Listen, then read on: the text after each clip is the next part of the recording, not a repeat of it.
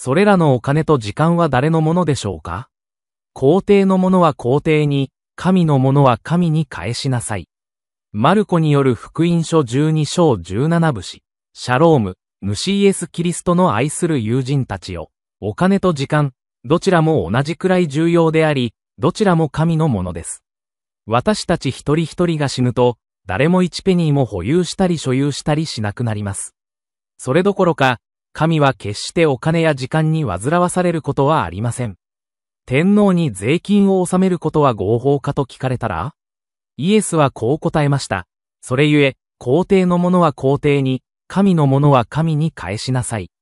マルコ12章17節。イエスは多忙なスケジュールにもかかわらず、朝早くと夜遅くに祈り、父のお心を求め、それを実行しました。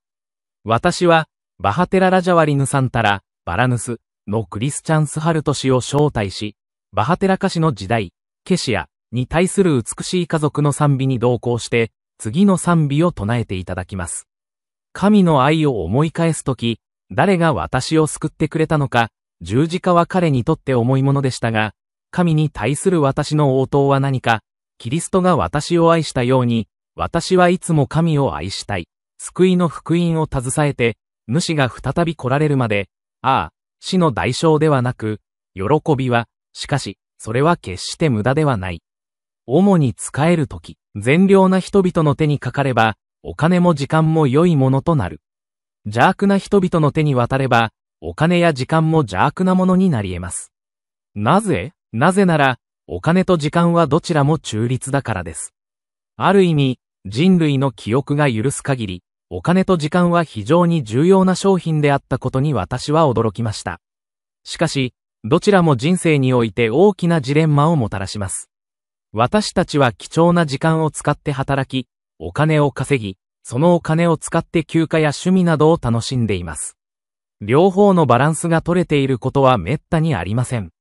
ヘバーガルによって書かれた次の歌は、非常に素晴らしいものです。私の命を受け取って、主に捧げさせてください。私の瞬間と日々を、終わりのない賛美の中で流してください。私の銀と金を受け取ってください。私は少しも惜しみません。私の知恵を受け取ってそれを使ってください。あなたが選ぶ強さなら何でも。私たちが自分自身を無条件に神に捧げるなら、時間とお金のバランスを最もうまく取ることができます。アーメン。今日のインスピレーションは、時間とお金はどちらも神のものであるため、賢く使いましょう。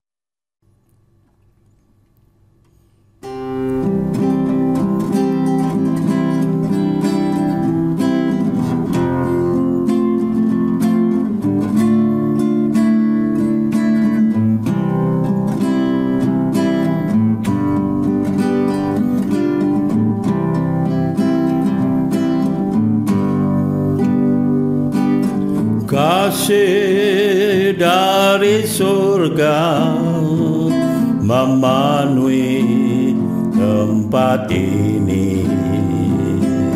Kasih dari Bapa surgawi.